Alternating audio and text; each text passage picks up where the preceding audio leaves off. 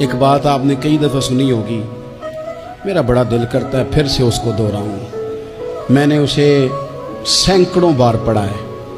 جب طبیعت پوری بے چین ہوتی ہے اور اپنی ذمہ داریوں کا احساس کرنے کو دل کرتا ہے نا، تو پھر خیال آتا ہے کہ ہم بھی پڑھیں ذرا ان چیزوں کو۔ بار بار پڑھتا ہوں تاکہ احساس ذمہ داری پیدا ہو۔ آپ کے غلام اسلم فرماتے ہیں رات کو میں اور جناب عمر نکلے تھے تو ایک مکان میں ہم نے دیکھا کہ ایک عورت نے نا، اس کے بچے بار بار شور کر رہے ہیں اور وہ کچھ پکا رہی ہے، آواز آ رہی ہے۔ تو حضرت عمر نے دروازے پہ دستک دی۔ کون ہے دروازے پہ؟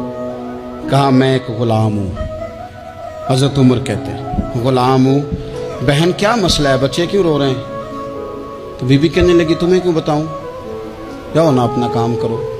حضرت عمر نے اصرار کیا تو تلخ لہجے میں، جس سے غصہ نہیں کر جاتے حکمران، councillor, chairman, M P M N A ناراض نہیں ہو جاتے، اس تلخ لہجے میں بی بی کہنے لگی دعا کرو اللہ میرے اور عمر کے درمیان قیامت میں فیصلہ کرے۔ کیسا حکمران ہے کہ اس کی حکومت میں میرے بچے بھوکے سوتے ہیں؟ یہ میں نے پانی میں روڑے ڈال کے چڑھائے ہیں، لیکن یہ پیٹ کی بھوک یہ بڑی ڈاڈی ہوتی ہے، یہ نیند بھی نہیں آنے دیتی۔ خیال تھا رو دو کے سو جائیں گے، پر سو بھی نہیں رہے۔ حضرت فاروق اعظم دوڑے گئے، گھر سے سامان، اناج، غلہ کندھے پہ رکھا۔ خادم کہتے میں نے کہا کہ مجھے دے دیں۔ فرمانے لگے چل تو وعدہ کرنا قیامت میں بھی میرے بوجھ اٹھائے گا۔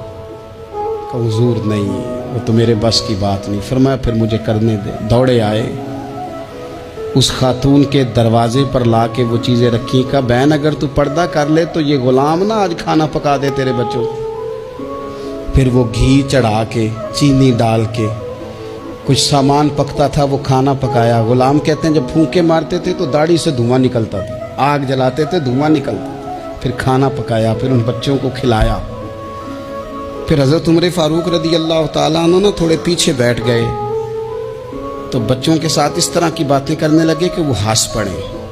جناب اسلم کہتے بچے اس بیوہ کے ہنستے تھے، بچے ہنستے تھے اور عمر روتے تھے۔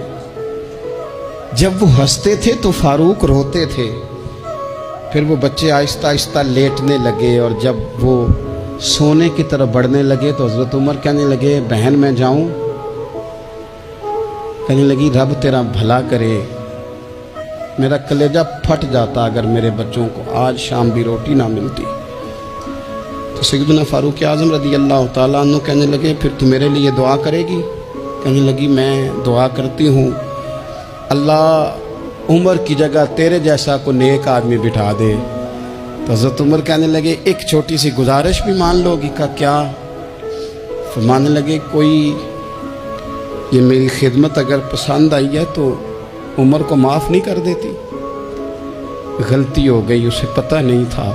اپنے منہ سے کہنے لگے سیاںا بھی نہیں، باشعور بھی نہیں، اسے چاہیے تھا خلافت کی ذمہ داریاں نہ لیتا۔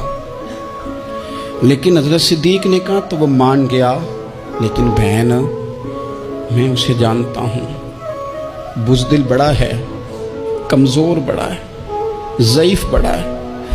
اگر تو قیامت میں اس کی شکایت لگائے گی تو بڑا کمزور پڑ جائے گا۔